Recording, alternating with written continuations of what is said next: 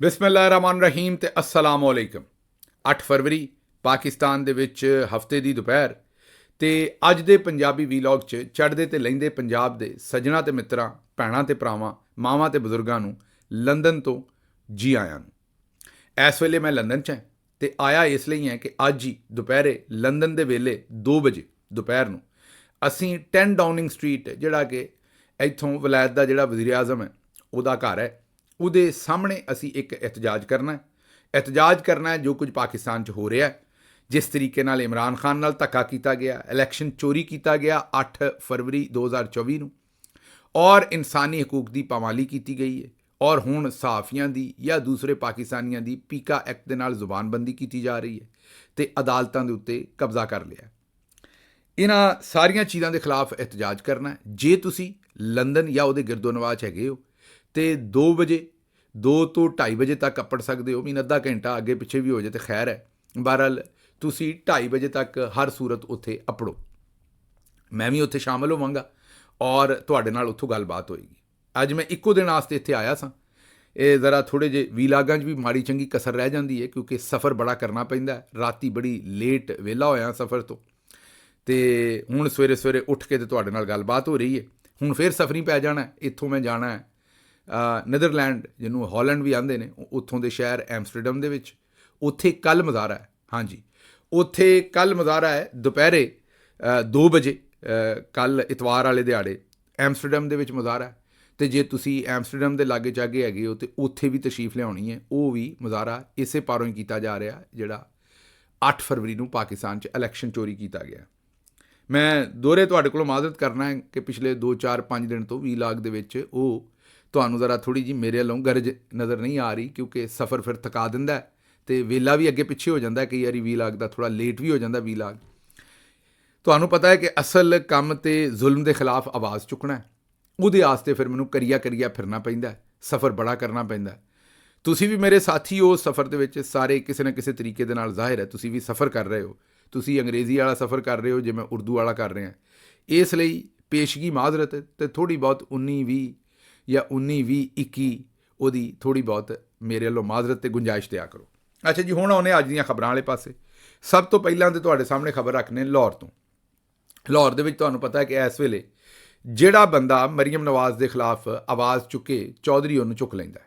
ਹਾਂਜੀ, ਵੇਖੋ ਕਿ ਲੋਕਾਂ ਨੇ ਅੱਗੇ ਕਈ ਹੋਰ ਸ਼ੈਵਾਂ ਚੁੱਕੀਆਂ ਜਾਂਦੀਆਂ ਤੇ ਸੁਣੀਆਂ ਸਨ, ਹੁਣ ਇੱਥੇ ਬੰਦੇ ਹੀ ਚੁੱਕ ਲੈਂਦੇ ਨੇ ਆਵਾਜ਼ ਚੁੱਕਣ 'ਤੇ। ਜੇ ਤੁਸੀਂ ਮਰੀਮ ਨਵਾਜ਼ ਦੀ ਕਰਪਸ਼ਨ ਦੀ ਗੱਲ ਕਰ ਦਿੱਤੀ ਜਾਂ ਉਹਨਾਂ ਦੀ ਕੋਈ ਫੋਟੋ ਲਾ ਛੱਡੀ ਤੇ ਬੰਦੇ ਚੁੱਕੇ ਜਾਂਦੇ ਨੇ, ਪੂਰੇ ਘਰ ਚੁੱਕੇ ਜਾਂਦੇ ਨੇ, ਉਹਨਾਂ ਨੂੰ ਬਰਬਾਦ ਕਰ ਦਿੱਤਾ ਜਾਂਦਾ। ਹੁਣ ਮਰੀਮ ਨਵਾਜ਼ ਸਾਹਿਬਾ ਜਿਹੜੀਆਂ ਨੇ ਉਹਨਾਂ ਦੇ ਖਿਲਾਫ ਇੱਕ ਕਰਪਸ਼ਨ ਦੀ ਸਟੋਰੀ ਕੀਤੀ ਸੀ ਲਗਾਰੀ ਸਾਹਿਬ ਨੇ, ਇੱਕ ਸਾਫੀ, ਉਹਨਾਂ ਨੂੰ ਚੁੱਕਿਆ। ਅਜੇ ਤੱਕ ਕੋਈ ਪਤਾ ਨਹੀਂ ਕੋਈ ਵਿਚਾਰੇ ਨੂੰ ਕਿੱਥੇ ਰੱਖਿਆ। ਸਿਰਫ ਉਹਨੇ ਮਰੀਮ ਨਵਾਜ਼ ਦੀ ਹਕੂਮਤ ਦੀ ਕਰਪਸ਼ਨ ਦੀ ਗੱਲ ਕੀਤੀ ਸੀ। ਅਸੀਂ ਸੋਚਦੇ ਸਾਂ ਕਿ ਸਿਆਸਤਦਾਨ ਸਟੈਬਲਿਸ਼ਮੈਂਟ ਨੂੰ ਪਿਆਰੇ ਹੁੰਦੇ ਨੇ, ਪਰ ਸਟੈਬਲਿਸ਼ਮੈਂਟ ਇੰਜ ਕਿਸੇ ਸਿਆਸਤਦਾਨ ਨੂੰ ਪੰਜਾਬ ਦੀ ਰਾਣੀ ਬਣਾ ਦੇਗਾ ਜਾਂ ਪਾਕਿਸਤਾਨ ਦੀ ਰਾਣੀ ਬਣਾ ਦੇਗਾ ਕੋਈ, ਉਹ ਅਸੀਂ ਕਦੇ ਸੋਚਿਆ ਨਹੀਂ ਸੀ। ਇਸ ਵੇਲੇ ਮਰੀਮ ਸਾਹਿਬਾ ਜਿਹੜੀਆਂ ਨੇ ਉਹ ਰਾਣੀ ਕਹੋ, ਉਹਨਾਂ ਨੂੰ ਮਲਕਾ ਕਹੋ, ਜਿਹੜੀ ਸ਼ੈ ਕਹਿਣੀ ਉਹ ਕਹੋ, ਉਹ ਇਸ ਵੇਲੇ ਪਾਕਿਸਤਾਨ ਦੇ ਉੱਤੇ ਬਿਰਾਜਮਾਨ ਨੇ ਅਤੇ ਜਿਹੜੇ ਪਾਸੇ ਉਹ ਹੱਸ ਕੇ ਵੇਖਦੀਆਂ ਨੇ ਉੱਧਰ ਫੁੱਲ ਖਿੜ ਜਾਂਦੇ ਨੇ, ਅਤੇ ਜਿਹਦੇ ਵੱਲ ਨੂੰ ਗੁੱਸੇ ਨਾਲ ਵੇਖਦੀਆਂ ਨੇ ਉਹਨੂੰ ਸਾੜ ਕੇ ਤੇ ਸੁਆਹ ਕਰ ਦਿੱਤਾ ਜਾਂਦਾ। ਤੁਹਾਨੂੰ ਪਤਾ ਹੈ ਕਿ ਜਾਦੂ ਵੀ ਉਹੀ ਜਿਹੜਾ ਸਿਰ ਚੜ੍ਹ ਕੇ ਬੋਲੇ, ਅਤੇ ਮਰੀਮ ਸਾਹਿਬਾ ਦਾ ਜਿਹੜਾ ਜਾਦੂ ਹੈ ਉਹ ਇਸ ਵੇਲੇ ਸਿਰ ਚੜ੍ਹ ਕੇ ਬੋਲਣ ਡਿਆ। ਇਹ ਮੈਨੂੰ ਨਹੀਂ ਪਤਾ ਵੀ ਉਹਨਾਂ ਕੋਲ ਗਿੱਦੜ ਸਿੰਘੀ ਕੀ ਹੈ, ਇਹ ਤੁਹਾਨੂੰ ਪਤਾ ਹੋਏਗਾ। ਭੈਣ ਸਾਡੀ ਨੇ ਕਿਹੜਾ ਇਹੋ ਜਿਹਾ ਕੰਮ ਜਾਂ ਕਾਰਨਾਮਾ ਕੀਤਾ ਹੈ, ਸਾਰੀ ਜ਼ਿੰਦਗੀ ਹਯਾਤੀ ਫੇਲ ਹੁੰਦੀ ਆਈ ਹੈ। ਨਾ ਕਾ ਲਿਖ ਸਕਦੀ ਹੈ, ਨਾ ਕੀ ਲਿਖ ਸਕਦੀ ਹੈ, ਨਾ ਕੋਈ ਮੀਟਿੰਗ ਚੱਜ ਨਾਲ ਕਰ ਸਕਦੀ ਹੈ। ਲੇਕਿਨ ਮਰੀਮ ਸਾਹਿਬਾ ਦੇ ਕੋਲ ਕਿਹੜੀ ਗਿੱਦੜ ਸਿੰਘੀ ਹੈ ਵੀ ਉਹਨਾਂ ਹਰ ਸ਼ੈ ਜਿਹੜੀ ਹੈ ਉਹ ਲੰਮਿਆਂ ਪਾ ਕੇ ਰੱਖ ਦਿੱਤੀ। ਹਰ ਸ਼ੈ ਦਾ ਲੱਕ ਤੋੜ ਦਿੱਤਾ, ਹਰ ਚੀਜ਼ ਦੇ ਕੜਾਕੇ ਕੱਢ ਦਿੱਤੇ ਨੇ, ਹਰ ਸ਼ੈ ਨੂੰ ਲੰਮਿਆਂ ਪਾ ਦਿੱਤਾ ਉਹਨਾਂ। ਕੋਈ ਸ਼ੈ ਜਿਹੜੀ ਹੈ ਉਹ ਖਲੋਣ ਨਹੀਂ ਰਹੀ, ਨਾ ਕੋਈ ਡਿਸਿਪਲਿਨ ਖਲੋਣ ਡਿਆ ਉਹਨਾਂ ਦੇ ਸਾਹਮਣੇ, ਨਾ ਕੋਈ ਖਿਆਲ ਖਲੋਣ ਡਿਆ, ਨਾ ਕੋਈ ਗੱਲ ਹੀ ਨਹੀਂ, ਨਾ ਕੋਈ ਅਦਾਲਤ ਖਲੋਣ ਡਈ। ਹਰ ਸ਼ੈ ਦੇ ਬਾਲੇ ਕੱਢ ਦਿੱਤੇ ਨੇ ਉਹਨਾਂ। ਚਲੋ ਅੱਲਾ ਚੰਗੀ ਕਰੇਗਾ। ਬੜੇ ਇੱਥੇ ਯਜ਼ੀਦ ਆਏ ਨੇ ਪਹਿਲਾਂ ਵੀ, ਹੁਣ ਵੀ ਚਲੋ ਜਿਹੜੇ ਆਏ ਨੇ ਉਹਨਾਂ ਨਾਲ ਵੀ ਰੱਬ ਨਿਬੜ ਲਏਗਾ, ਕਿਉਂਕਿ ਯਜ਼ੀਦਾਂ ਨਾਲ ਤੇ ਰੱਬ ਹੀ ਨਿਬੜਦਾ, ਬੰਦਿਆਂ ਦੇ ਇਖਤਿਆਰ 'ਚ ਤੇ ਹੁੰਦਾ ਕੋਈ ਨਹੀਂ। ਚਲੋ ਬਾਹਰ ਹੁਣ ਰਾਤੀ ਜਿਹੜੀ ਰਾਤ ਪਿਛਲੀ ਲੰਘੀ ਹੈ ਲਾਹੌਰ ਦੇ ਵਿੱਚ, ਜਿੰਨੇ ਵੀ ਅੰਡਰਪਾਸ ਨੇ, ਮੈਂ ਤੁਹਾਨੂੰ ਦੱਸਿਆ ਨਾ ਵੀ ਜਦੋਂ ਫਰਾਉਨ ਆਉਂਦੇ ਨੇ ਤੇ ਕੋਈ ਨਾ ਕੋਈ ਮੂਸਾ ਵੀ ਆਉਂਦਾ ਜਦੋਂ ਜਦੋਂ ਕੋਈ ਯਜ਼ੀਦ ਆਉਂਦਾ ਤੇ ਕੋਈ ਨਾ ਕੋਈ ਫਿਰ ਹਜ਼ਰਤ ਇਮਾਮ ਹੁਸੈਨ अलैहिस्सलाम ਜਿਹੜੇ ਨੇ ਉਹ ਵੀ ਆਉਂਦੇ ਨੇ। ਕਹਿਣ ਦਾ ਮਤਲਬ ਇਹ ਹੈ ਕਿ ਆਵਾਮ ਜਿਹੜੀ ਹੈ ਉਹ ਜ਼ੁਲਮ ਦੇ ਨਾਲ ਕਦੇ ਨਹੀਂ ਖਲੋਂਦੀ। ਐਡੇ ਜ਼ੁਲਮ ਦੇ ਬਾਵਜੂਦ ਕੱਲ੍ਹ ਰਾਤੀ ਜਿੰਨੇ ਵੀ ਲਾਹੌਰ ਦੇ ਅੰਡਰਪਾਸ ਨੇ ਉੱਥੇ ਮਰੀਮ ਨਵਾਜ਼ ਦੇ ਖਿਲਾਫ ਸ਼ਦੀਦ ਨਾਅਰੇਬਾਜ਼ੀ ਕੋਈ ਰਾਤੋਂ ਰਾਤ ਲਿਖ ਗਿਆ। ਹੁਣ ਮਟਾਉਂਦੇ ਫਿਰਨ ਡਏ ਨੇ, ਡਿਊਟੀਆਂ ਲੱਗੀਆਂ ਨੇ ਹਰ ਪਾਸੇ। ਸਵੇਰੇ ਸਵੇਰੇ ਅਜ਼ਾਨ ਵੇਲੇ ਬਾਂਗਾਂ ਵੇਲੇ ਜਿਹੜਾ DC ਲਾਹੌਰ ਤੇ ਕਮਿਸ਼ਨਰ ਲਾਹੌਰ ਸੀ ਉਹਨਾਂ ਦੀਆਂ ਜਿਹੜੀਆਂ ਨਾ ਉਹ ਜਿਹੜੇ ਸੌਣ ਵਾਲੇ ਕੱਪੜਿਆਂ 'ਚ ਦੌੜਾਂ ਲੱਗੀਆਂ ਸਨ ਹਰ ਥਾਂ 'ਤੇ। ਉਹਨਾਂ ਨੇ ਕਿਤੇ ਪੇਂਟ, ਕਿਉਂਕਿ ਉਹਨਾਂ ਨੂੰ ਪਤਾ ਹੈ ਵੀ ਜੇ ਬਾਜੀ ਉੱਠ ਪਈ, ਬਾਜੀ ਜ਼ਰਾ ਥੋੜ੍ਹੀ ਲੇਟ ਉੱਠਦੀ ਹੈ, ਦਫ਼ਤਰ ਬਾਜੀ ਪਹੁੰਚਦੀ ਹੈ ਕੋਈ 11 11:30 ਵਜੇ, ਲੇਕਿਨ ਝੂਠ ਮਾਰਦੀ ਹੈ ਬਾਜੀ ਕਿ ਮੈਂ ਸਾਰਾ ਦਿਨ ਕੰਮ ਕਰਦੀ ਹੈ। ਬਾਜੀ ਦੀ ਜਿਹੜੀ ਤਿਆਰੀ ਦਾ ਟਾਈਮ ਹੈ ਨਾ ਘਰ ਸੌਂ ਕੇ ਉੱਠ ਕੇ ਤੋਂ ਤਿਆਰੀ, ਉਹ ਜਿਹੜਾ ਸਾਨੂੰ ਕਰੀਬੀ ਜ਼ਰਾਏ ਤੋਂ ਬਾਜੀ ਦੇ ਪਤਾ ਲੱਗਦਾ ਹੈ, ਉਹ ਤਕਰੀਬਨ 3.5 ਘੰਟੇ। ਹਾਂਜੀ, ਜਦੋਂ ਬਾਜੀ ਉੱਠਦੇ ਨੇ ਔਰ ਬੈਡ ਟੀ ਲੈਂਦੇ ਨੇ ਸਭ ਤੋਂ ਪਹਿਲਾਂ, ਬੈਡ ਟੀ ਤੋਂ ਬਾਅਦ ਬਾਜੀ ਨੂੰ 3.5 ਘੰਟੇ ਲੱਗਦੇ ਨੇ। ਉਦੋਂ ਤੱਕ ਕੋਈ ਸਿਆਸੀ ਗੱਲ ਨਹੀਂ ਹੁੰਦੀ, ਕੋਈ ਉਹ ਤਿਆਰ ਹੁੰਦੇ ਨੇ। 3.5 ਘੰਟੇ ਦੀ ਤਿਆਰੀ, ਜਦੋਂ ਜ਼ਰਾ ਕਿਤੇ ਬਹੁਤਾ ਬਾਹਲਾ ਕੋਈ ਖਸੂਸੀ ਕੰਮ ਨਾ ਹੋਵੇ ਤੇ ਉਦੋਂ 3.5 ਘੰਟੇ ਦੀ ਤਿਆਰੀ ਕਰਕੇ ਤੇ ਬਾਜੀ ਜਿਹੜੀ ਹੈ ਉਹ ਨਿਕਲਦੀ ਹੈ। ਬਹਰਹਾਲ ਇਹ ਉਹਨਾਂ ਨੇ ਸੋਚਿਆ ਵੀ ਬਾਜੀ ਉੱਠ ਪਈ ਤੇ ਪੜ੍ਹ ਲਿਆ ਸਾਰਾ ਕੁਛ ਤੇ ਫਿਰ ਰੌਲਾ ਬਣ ਜਾਣਾ। ਅੱਛਾ, ਅਗਲੀ ਮੀਟਿੰਗ ਅੱਜ ਬਾਜੀ ਨੇ ਕੀਤੀ ਹੈ ਹਾਰਸ ਐਂਡ ਕੈਟਲ ਸ਼ੋਅ ਦੀ। ਕਰਨੀ ਹੈ, ਕੀਤੀ ਨਹੀਂ ਹੈ। ਜਦੋਂ ਮੈਂ ਰਿਕਾਰਡ ਕਰਾ ਰਿਹਾ ਅਜੇ ਤੱਕ ਹੋਈ ਨਹੀਂ, ਹੋਣੀ ਹੈ ਉਹ ਮੀਟਿੰਗ। ਉਹਦੇ 'ਚ ਪਤਾ ਸਾਨੂੰ ਇਹ ਲੱਗਾ ਕਿ ਵਨੀਜ਼ੇ ਅਹਿਮਦ ਤੇ ਜਵਾਦ ਉਹਨਾਂ ਨੂੰ ਸ਼ਾਇਦ ਇਸ ਮੀਟਿੰਗ 'ਚ ਸੱਦਿਆ ਗਿਆ। ਔਰ ਮਕਸਦ ਕੀ ਹੈ ਉਹਨਾਂ ਨੂੰ ਸੱਦਣ ਦਾ? ਉਹ ਸ਼ਾਇਦ ਮਰੀਮ ਸਾਹਿਬਾ ਆਪਣੀ ਨਵੀਂ ਬ੍ਰੈਂਡਿੰਗ ਕਰਨਾ ਚਾਹੁੰਦੀਆਂ ਨੇ। ਉਹਨਾਂ ਨੂੰ ਲੱਗਾ ਵੀ ਜਿਹੜੀ ਪੁਰਾਣੀ ਬ੍ਰੈਂਡਿੰਗ ਹੈ ਨਾ ਉਹ ਪੂਰੀ ਕੰਮ ਨਹੀਂ ਆਉਣੀ।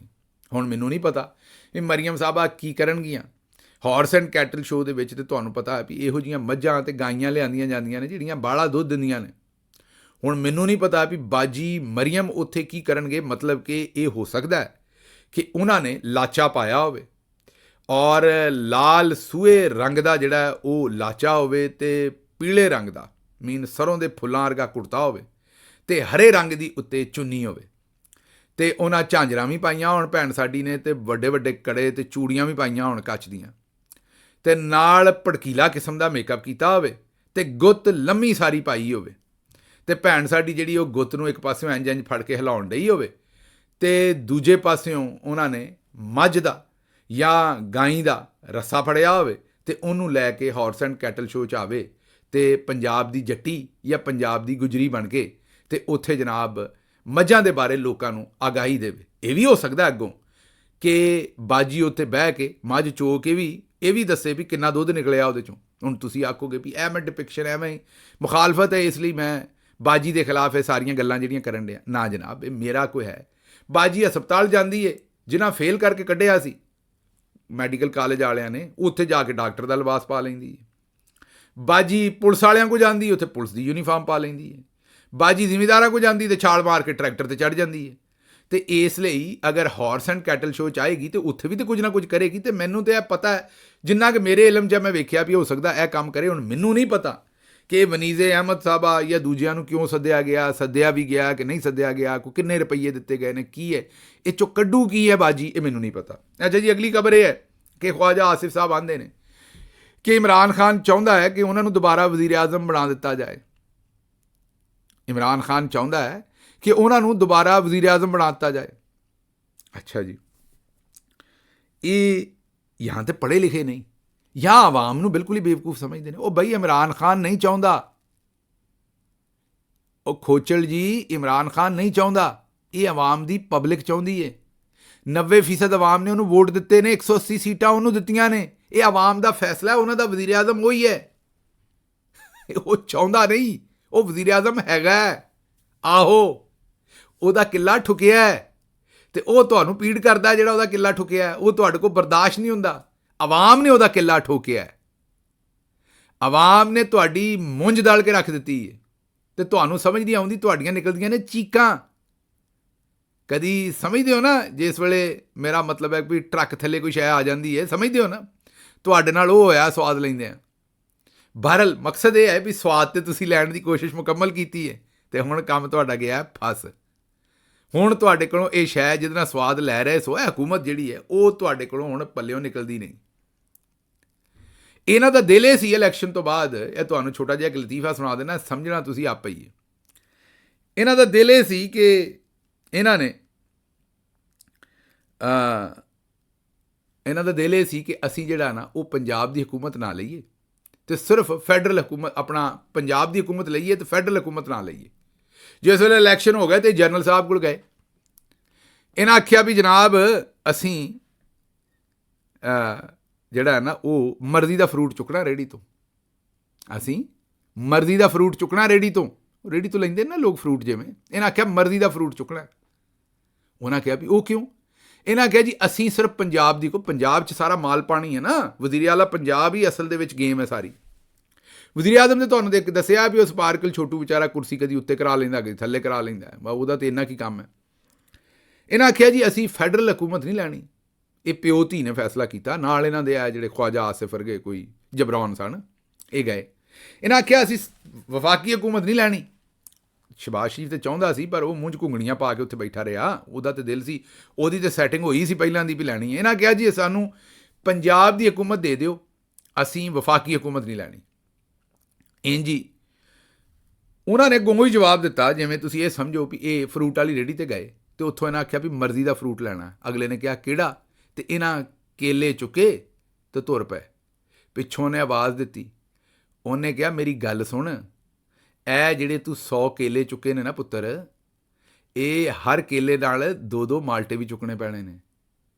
ਇਹ 100 ਕੇਲੇ ਚੁੱਕੇ ਨੇ ਅਤੇ ਇਹ ਮਾਲਟਿਆਂ ਦੀ ਬੋਰੀ ਜਿਹੜੀ 200 ਮਾਲਟਿਆਂ ਦੀ ਬੋਰੀ, 100 ਕੇਲਿਆਂ ਦੇ ਨਾਲ 200 ਮਾਲਟੇ, ਇਹ ਮਾਲਟਿਆਂ ਦੀ ਬੋਰੀ ਤੇਰਾ ਪਿਓ ਚੁੱਕੂ, ਚੁੱਕ ਕੇ ਨੂੰ ਮੋਢੇ 'ਤੇ। ਉਹਨਾਂ ਜਨਾਬ ਨਵਾਜ਼ ਸ਼ਰੀਫ ਸਾਹਿਬ ਦੇ ਮੋਢਿਆਂ 'ਤੇ ਰਖਵਾਈ ਹੈ ਫਿਰ ਮਾਲਟਿਆਂ ਦੀ ਬੋਰੀ। ਇਹ ਦੰਦ ਨਾ ਕੱਢਿਆ ਕਰੋ ਮੁੰਡਿਓ, ਕਿ ਤੁਹਾਨੂੰ ਸਮਝ ਨਹੀਂ, ਤੁਸੀਂ ਕਰਦੇ ਕੀ ਹੋ, ਮੇਰੀ ਸਮਝ ਤੋਂ ਬਾਹਰ ਹੈ ਬਈ। ਗੱਲ ਤੁਹਾਨੂੰ ਸੁਣਾਉਣ ਡਿਆ, ਨਾਲ ਤੁਹਾਡੇ ਦੰਦ ਨਿਕਲਣੇ ਸ਼ੁਰੂ ਹੋ ਜਾਂਦੇ ਨੇ। ਗੱਲ ਤੁਹਾਨੂੰ ਸੀਰੀਅਸ ਦੱਸਣ ਡਿਆ। ਇਹ ਮਾਲਟੇ ਪੁੱਤਰ ਮਿੱਠੇ ਹੀ ਹੁੰਦੇ ਨੇ, ਇਹਨਾਂ ਤੋਂ ਐਡੇ ਦੰਦ ਕਿਉਂ ਕੱਢਦੇ ਜੇ? ਮੇਰਾ ਮਤਲਬ ਕੀ, ਤੁਹਾਨੂੰ ਰੌਲਾ ਕੀ ਹੈ ਮਾਲਟਿਆਂ ਦੇ ਨਾਲ? ਅੱਜ ਕੱਲ੍ਹ ਤੇ ਮਾਲਟਿਆਂ ਦਾ ਸੀਜ਼ਨ ਵੀ ਹੈ ਪੁੱਤਰ, ਅਤੇ ਮੇਰਾ ਮਤਲਬ ਹੈ ਕਿ ਲੋਕਾਂ ਨੂੰ ਰੌਲਾ ਹੀ ਮਾਲਟਿਆਂ ਦਾ ਬਣਿਆ। ਸਮਝਦੇ ਹੋ ਨਾ? ਇਸ ਵੇਲੇ ਜਿਹੜੀ ਮਾਲਟੇ ਦਾ ਰੇਟ ਹੈ ਉਹ ਚੰਗਾ ਨਹੀਂ ਲੱਗ ਰਿਹਾ, ਇਸ ਲਈ ਲੋਕ ਆਪਣੇ ਆਪਣੇ ਮਾਲਟੇ ਜਿਹੜੇ ਨੇ ਉਹ ਕੁੰਜ ਕੇ ਬੈਠੇ ਨੇ, ਅਤੇ ਲੋਕਾਂ ਨੂੰ ਇਹ ਹੀ ਹੈ ਕਿ ਮਾਲਟੇ ਜਿਹੜੇ ਨੇ ਉਹ ਕਿਤੇ ਸਾਡੇ ਨਕਾਰਾ ਨਾ ਹੋ ਜਾਣ, ਜ਼ਾਇਆ ਨਾ ਹੋ ਜਾਣ, ਅਤੇ ਇਸ ਲਈ ਹਰ ਬੰਦਾ ਕੁੰਜ ਕੇ ਬੈਠਾ ਆਪਣੇ ਆਪਣੇ ਜਿਹੜੇ ਉਹਨੇ ਬਾਗ ਨੇ ਜਿਨ੍ਹਾਂ ਦੇ ਮਾਲਟਿਆਂ ਦੇ, ਉਹ ਕੁੰਜ ਕੇ ਬੈਠੇ ਨੇ, ਕਿਉਂਕਿ ਰੇਟ ਠੀਕ ਨਹੀਂ ਲੱਗਣ ਡਿਆ। ਅਤੇ ਕੋਈ ਬੰਦਾ ਉਹ ਜ਼ਰਾ ਜਿਹਾ ਵੀ ਹੈ, ਰੇਟ ਬੜਾ ਢਿੱਲਾ ਹੈ ਇਸ ਵੇਲੇ, ਮਾਲਟਿਆਂ ਦਾ ਰੇਟ ਜਿਹੜਾ ਨਾ ਉਹ ਢਿੱਲਾ ਹੈ। ਬਹਰਹਾਲ ਅੱਗੇ ਚੱਲਨੇ। ਅਤੇ ਬਾਕੀ ਕਿਹੜੀ ਸ਼ੈ ਦਾ ਚੰਗਾ ਹੈ? ਕਣਕ ਦਾ ਵੀ ਰੇਟ ਢਿੱਲਾ ਹੈ। ਇਹਨਾਂ ਨੇ ਤਾਂ ਬਲਕਿ ਕਣਕ ਖਰੀਦਣ ਦਾ ਫੈਸਲਾ ਹੀ ਜਿਹੜਾ ਹੈ ਨਾ ਉਹ ਖ਼ਤਮ ਕਰ ਦਿੱਤਾ। ਹੁਣ ਉਹ ਅੱਗੋਂ ਫੇਰ ਹੋ ਸਕਦਾ ਵੀ ਹੁਣ ਢਿੱਲਾ, ਹੁਣ ਮੈਨੂੰ ਨਹੀਂ ਪਤਾ ਵੀ ਕਣਕ ਦਾ ਰੇਟ ਢਿੱਲਾ ਹੀ ਰਹਿਣਾ ਜਾਂ ਮੇਰਾ ਮਤਲਬ ਚੁੱਕਿਆ ਜਾਣਾ ਤਾਂ ਨੂੰ। ਲੇਕਿਨ ਇਹ ਹੈ ਕਿ ਮੇਰਾ ਤਾਂ ਖਿਆਲ ਹੈ ਸ਼ਾਇਦ ਇਸ ਵੇਲੇ, ਕਿਉਂਕਿ ਕਣਕ ਘੱਟ ਬੀਜੀ ਗਈ ਹੈ, ਹੋ ਸਕਦਾ ਕਣਕ ਦਾ ਰੇਟ ਵੱਧ ਜਾਏ, ਲੇਕਿਨ ਇਸ ਵੇਲੇ ਤੱਕ ਤੇ ਨਜ਼ਰ ਇਹੀ ਆ ਰਿਹਾ ਹੈ ਵੀ ਕਿਸਾਨ ਵੀ ਢਿੱਲਾ ਹੈ ਅਤੇ ਕਣਕ ਦਾ ਰੇਟ ਵੀ ਢਿੱਲਾ ਹੈ ਅਤੇ ਮਾਲਟਿਆਂ ਦਾ ਰੇਟ ਵੀ ਢਿੱਲਾ ਹੈ, ਗੋਭੀ ਦਾ ਰੇਟ ਵੀ ਢਿੱਲਾ ਹੀ ਰਿਹਾ। ਚਲੋ ਬਹਰਹਾਲ ਉਹ 1 ਰੁਪਈਏ ਸੇਰ ਵਿਕੀ ਹੈ, ਤੁਹਾਨੂੰ ਦੱਸਿਆ ਹੀ ਸੀ। ਇਹ ਹੁਣ ਜਨਾਬੇ ਵਾਲਾ ਇਹ ਤਾਂ ਸੂਰਤ ਹਾਲ ਹੈ। ਇਹਨਾਂ ਨੂੰ ਇਹ ਮੰਗਣ ਗਏ ਸੀ, ਉਹਨਾਂ ਕਹਿੰਦੇ ਨਹੀਂ ਲੈਣੀਆਂ ਤਾਂ ਦੋਵੇਂ ਲੈਣੀਆਂ ਨੇ। ਇਹ ਹੁਣ ਖਵਾਜਾ ਆਸਿਫ ਸਾਹਿਬ ਨੇ, ਅੱਛਾ ਅੱਗੋਂ ਜੀ 8 ਫਰਵਰੀ ਦੇ ਇਲੈਕਸ਼ਨ ਦੇ ਵਿੱਚ ਖਾਬਰ ਘੁੰਮਣ ਸਾਹਿਬ ਦਾ ਪ੍ਰੋਗਰਾਮ ਹੈ, ਮੰਨਿਆ ਪਰਮੰਨਿਆ ਪ੍ਰੋਗਰਾਮ ਹੈ, ਤੁਹਾਨੂੰ ਪਤਾ ਆਪਣਾ ARY ਤੇ PTV ਆਖਣ ਲੱਗਾ ਸਮਾਦਰਤ ਨਾ ARY ਤੇ, ਉਹ ARY ਤੇ ਬਹਿ ਕੇ ਉੱਥੇ ਚੌਧਰੀ ਗੁਲਾਮ ਹੁਸੈਨ ਸਾਹਿਬ ਜਿਹੜੀਆਂ ਧਮਾਲਾਂ ਪਾਉਂਦੇ ਨੇ, ਉਹ ਵੀ ਤੁਸੀਂ ਘੱਟ ਹੀ ਵੇਖੀਆਂ ਹੋਣੀਆਂ ਨੇ ਸਾਫਤ ਦੇ ਵਿੱਚ। ਅਤੇ ਇਹੋ ਜਿਹੇ ਤੰਗ ਮਾਹੌਲ ਦੇ ਵਿੱਚ ਚੌਧਰੀ ਗੁਲਾਮ ਹੁਸੈਨ ਸਾਹਿਬ ਨੂੰ ਕੋਈ ਫਿਕਰ ਨਹੀਂ ਵੀ ਕੇਲਿਆਂ ਦਾ ਰੇਟ ਕੀ ਹੈ ਅਤੇ ਮਾਲਟਿਆਂ ਦਾ ਕੀ ਹੈ, ਅਤੇ ਕਿੰਨੇ ਕੇਲਿਆਂ ਨਾਲ ਕਿੰਨੇ ਮਾਲਟੇ ਨੇ, ਅਤੇ ਗੋਭੀ ਦਾ ਕੀ ਰੇਟ ਹੈ, ਅਤੇ ਕਣਕ ਦਾ ਕੀ ਹੈ। ਉਹਨਾਂ ਧਮਾਲ ਪਾਉਂਦੇ ਨੇ, ਔਰ ਸੱਚ ਦੀ ਧਮਾਲ ਖੁੱਲ੍ਹ ਡੁੱਲ ਕੇ ਪਾਉਂਦੇ ਨੇ। 8 ਫਰਵਰੀ ਨੂੰ ਜਿਸ ਵੇਲੇ ਸਾਰੇ ਆਉਂਦੇ ਸਨ ਵੀ ਫਲਾਣੇ ਨੇ ਜਿੱਤਣਾ ਅਤੇ ਫਲਾਣੇ ਨੇ, ਇਹ ਕੱਲ੍ਹ ਹੀ ਵਿਖਾਇਆ ARY ਵਾਲਿਆਂ ਨੇ, ਖਾਬਰ ਘੁੰਮਣ ਸਾਹਿਬ ਨੇ ਆਪਣੇ ਸ਼ੋਅ ਦੇ ਵਿੱਚ ਉਹ ਰਿਪੀਟ ਕੀਤਾ ਹੈ, ਅਤੇ ਉਹਨਾਂ ਦੱਸਿਆ ਵੀ ਜਿਹੜੀ ਚੌਧਰੀ ਸਾਹਿਬ ਦੀ ਜਿਹੜੀ ਉਸ ਵੇਲੇ ਦੀ ਅਸੈਸਮੈਂਟ ਸੀ ਉਹ ਇਹੀ ਸੀ ਵੀ 150 ਤੋਂ 200 ਸੀਟਾਂ ਜਿਹੜੀਆਂ ਨੇ ਆਜ਼ਾਦ ਉਮੀਦਵਾਰ, ਮਤਲਬ ਇਮਰਾਨ ਖਾਨ ਦੇ ਉਮੀਦਵਾਰ ਜਿੱਤ ਰਹੇ ਨੇ, ਅਤੇ ਜਿਹਨੂੰ ਜਿੰਨੀ ਸੂਲ ਹੁੰਦੀ ਹੋ ਲੈ, ਗੱਲ ਇਹੀ ਹੈ। ਖਾਬਰ ਘੁੰਮਣ ਸਾਹਿਬ ਦਾ ਵੀ ਜਿਹੜਾ ਤਜਜ਼ੀਆ ਸੀ ਉਹ ਲਾਗੇ ਸੀ, ਔਰ ਚੌਧਰੀ ਗੁਲਾਮ ਹੁਸੈਨ ਸਾਹਿਬ ਦਾ ਜ਼ਿਆਦਾ ਐਕੂਰੇਟ ਸੀ। ਅਤੇ ਉੱਥੇ ਉਹ ਜਿਹੜਾ ਗੰਦਾ ਨਾਲਾ ਜਿਹਨੂੰ ਰਾਵੀ ਆਉਂਦੇ ਨੇ, ਉਹ ਆਉਂਦਾ ਸੀ ਵੀ ਜਨਾਬ 20-25 ਸੀਟਾਂ ਲੱਭਣੀਆਂ ਨੇ, ਅਤੇ ਫਿਰ ਬਾਕੀ ਰੈਸਟ ਇਜ਼ ਦਾ ਹਿਸਟਰੀ, ਉਹ ਤੁਸੀਂ ਦੇਖ ਲਿਆ। ਅਤੇ ਮੈਂ ਸਿਰਫ ਇਹੀ ਤੁਹਾਨੂੰ ਕਹਿ ਸਕਦਾ ਕਿ ਇਹ ਜਿਹੜੀ ਇਸ ਵੇਲੇ ਦੀ ਇਮਰਾਨ ਖਾਨ ਸਾਹਿਬ ਨੇ ਇੱਕ ਨਵਾਂ ਖਤ ਵੀ ਲਿਖਿਆ, ਮੈਂ ਉਹ ਦੱਸਣਾ ਤੁਹਾਨੂੰ ਵੀ ਉਹਦੇ 'ਚ ਵੀ ਮਾਮਲਾਤ ਹੈ ਨੇ, ਉਹ ਅੱਜ ਹੀ ਲਿਖਿਆ ਉਹਨਾਂ ਨੇ। ਉਹਦੇ 'ਚ ਵੀ ਉਹਨਾਂ ਜਨਰਲ ਸਾਹਿਬ ਨੂੰ ਆਖਿਆ ਵੀ ਮੈਂ ਜਿਹੜਾ ਪਹਿਲਾ ਖਤ ਲਿਖਿਆ ਸੀ ਉਹਦਾ ਤੁਸੀਂ ਜਵਾਬ ਤਵੱਜੋ ਨਾਲ ਨਹੀਂ ਦਿੱਤਾ, ਗੈਰ ਜ਼ਿੰਮੇਦਾਰੀ ਨਾਲ ਜਵਾਬ ਦਿੱਤਾ ਉਹਦਾ ਜਾਂ ਜਵਾਬ ਦਿੱਤਾ ਨਹੀਂ, ਤੇ ਮੈਂ ਫੇਰ ਦੂਜੀ ਵਾਰੀ ਖਤ ਲਿਖ ਰਿਹਾ। ਜੱਟਾਂ ਨੂੰ ਪਤਾ, ਪਿੰਡ ਦਿਆਂ ਨੂੰ, ਜ਼ਿਮੀਂਦਾਰਾਂ ਨੂੰ ਪਤਾ, ਗੁੱਜਰਾਂ ਨੂੰ ਪਤਾ, ਰਾਈਆਂ ਨੂੰ ਪਤਾ ਵੀ ਜਿਸ ਵੇਲੇ ਦੋਹਰ ਪਾਈ ਦੀ ਏ ਪੈਲੀ ਦੇ ਵਿੱਚ, ਤੇ ਉਹਦੇ ਨਾਲ ਕੀ ਬਣਦਾ, ਔਰ ਦੋਹਰ ਪਾਣੀ ਕਿਉਂ ਲੋੜ, ਮਤਲਬ ਜ਼ਰੂਰੀ ਵੱਤਰ ਆਈ ਹੋਵੇ ਨਾ। ਤੁਹਾਨੂੰ ਪਤਾ ਹੈ ਵੀ ਦੋਹਰ ਉਦੋਂ ਹੀ ਪਾਈ ਦੀ ਜਦੋਂ ਕੰਮ ਵੱਤਰ ਆਇਆ ਹੋਵੇ। ਇਮਰਾਨ ਖਾਨ ਜਿਵੇਂ ਜ਼ਿਮੀਂਦਾਰ ਨੂੰ ਆਪਣੀ ਪੈਲੀ ਦਾ ਪਤਾ ਨਾ, ਇਮਰਾਨ ਖਾਨ ਨੂੰ ਸਿਆਸਤ ਦਾ ਤੇ ਆਪਣੀ ਕੌਮ ਦਾ ਐਵੇਂ ਪਤਾ, ਉਹਨੂੰ ਪਤਾ ਇਸ ਵੇਲੇ ਵੱਤਰ ਹੈ। ਉਹਨਾਂ ਨੇ ਵੱਤਰ ਦੇ ਵਿੱਚ ਦੋਹਰ ਪਾਈ, ਉਹਨਾਂ ਦੂਸਰਾ ਖਤ ਲਿਖਿਆ ਤੇ ਉਹਨਾਂ ਚਾਨਣ ਕਰਤਾ ਵੀ ਜੇ ਪਹਿਲਾਂ ਨਹੀਂ ਅਪੜਿਆ ਤੇ ਇਹ ਲਓ, ਇਹ ਆਇਆ ਜੇ ਗੌਰੀ, ਉਹਨਾਂ ਦੂਜਾ ਖਤ ਲਿਖ ਛੜਿਆ। ਹੁਣ ਵੇਖਨੇ ਇਸ ਖਤ ਦਾ ਕਿੰਨਾ ਕੁ ਆਸਰਾ ਹੁੰਦਾ ਤੇ ਕਿੰਨਾ ਕੁ ਪਤਾ ਲੱਗਦਾ ਤੇ ਅੱਗੋਂ ਜਵਾਬ ਕੀ ਆਉਂਦਾ। ਗੱਲ ਉਹਨਾਂ ਸਾਰੀ ਖੋਲ ਕੇ ਰੱਖ ਦਿੱਤੀ ਵੀ ਕਿੰਜ ਤੁਸੀਂ ਇਲੈਕਸ਼ਨ ਲੁੱਟਿਆ ਤੇ ਕਿੰਜ ਤੁਸੀਂ ਸਾਰੇ ਕੰਮ ਕੀਤੇ ਨੇ। ਬਹਰਹਾਲ ਖਬਰਾਂ ਹੋਰ ਵੀ ਸਨ, ਬੜੀਆਂ ਸਾਰੀਆਂ ਖਬਰਾਂ ਸਨ। ਮਸਲਨ ਕਿ ਪਤਨ ਨੇ ਇੱਕ ਨਵੀਂ ਰਿਪੋਰਟ ਜਾਰੀ ਕੀਤੀ, ਉਹਨਾਂ 64 ਨਵੇਂ ਧਾਂਦਲੀ ਦੇ ਤਰੀਕੇ ਜਿਹੜੇ ਨੇ ਉਹ ਕਿਹਾ ਵੀ ਇਹ ਜਿਹੜਾ ਇਲੈਕਸ਼ਨ ਹੋਇਆ ਨਾ 64 ਧਾਂਦਲੀ ਦੇ ਨਵੇਂ ਤਰੀਕੇ ਜਿਹੜੇ ਉਹ ਸਿੱਖੇ ਨੇ ਇਲੈਕਸ਼ਨ ਕਮਿਸ਼ਨ ਨੇ ਤੇ ਇਸਤੇਮਾਲ ਕੀਤੇ ਨੇ। ਫਿਰ ਤਾਰਿਕ ਮਤੀਨ ਸਾਹਿਬ ਦੀ ਖਬਰ ਹੈ ਵੀ ਨਜਮ ਸੇਠੀ ਮਰੀਮ ਨਵਾਜ਼ ਦਾ ਨਵਾਂ ਸਿਆਸੀ ਮੁਸ਼ੀਰ ਹੈ। ਤੇ ਅੱਗੋਂ ਆਫਤਾਬ ਇਕਬਾਲ ਸਾਹਿਬ ਵੀ ਤੁਹਾਨੂੰ ਪਤਾ ਵੀ ਬੜਾ ਚੋਂਦੀਆਂ ਗੱਲਾਂ ਕਰਦੇ ਨੇ। ਉਹਨਾਂ ਕਿਹਾ ਮੋਹਸਨ ਨਕਵੀ ਸ਼ਕਲ ਤੋਂ ਹੀ ਵਜ਼ੀਰ ਆਲਾ ਨਹੀਂ ਲੱਗਦਾ। ਉਹਨਾਂ ਕਿਹਾ ਅਮਰੀਕਾ ਗਿਆ ਤੇ 3rd ਕਲਾਸ ਇਨਿੰਗ ਖੇਲੀ, ਹੁਣ ਚੀਨ ਚਲਾ ਗਿਆ। ਇਹਨੂੰ ਕੋਈ ਘਾਹ ਨਹੀਂ ਪਾਉਂਦਾ, ਇਹ ਇਹੋ ਜਿਹਾ ਸ਼ਖਸ ਹੈ ਜਿਹਨੂੰ ਕੋਈ ਮੂੰਹ ਨਹੀਂ ਲਾਉਂਦਾ, ਸ਼ਕਲ ਤੋਂ ਹੀ ਵਜ਼ੀਰ ਆਲਾ ਨਹੀਂ ਲੱਗਦਾ, ਐਵੇਂ ਚਤਕਬਰਾ ਜਿਹਾ ਪਤਾ ਨਹੀਂ ਕਿੱਥੇ ਕਿੱਥੇ ਫਿਰਦਾ ਰਹਿੰਦਾ, ਕੀ ਕਰਦਾ। ਗੱਲਾਂ ਹੋਰ ਵੀ ਨੇ, ਪਰ ਮੈਨੂੰ ਇੱਥੋਂ ਹੁਣ ਦਿਓ ਇਜਾਜ਼ਤ, ਕਿਉਂਕਿ ਮਜ਼ਾਰੇ 'ਚ ਵੀ ਜਾਣਾ ਤੇ ਮੈਨੂੰ ਦਿਓ ਇਜਾਜ਼ਤ ਤੇ ਰੱਬ ਰੱਖਾ।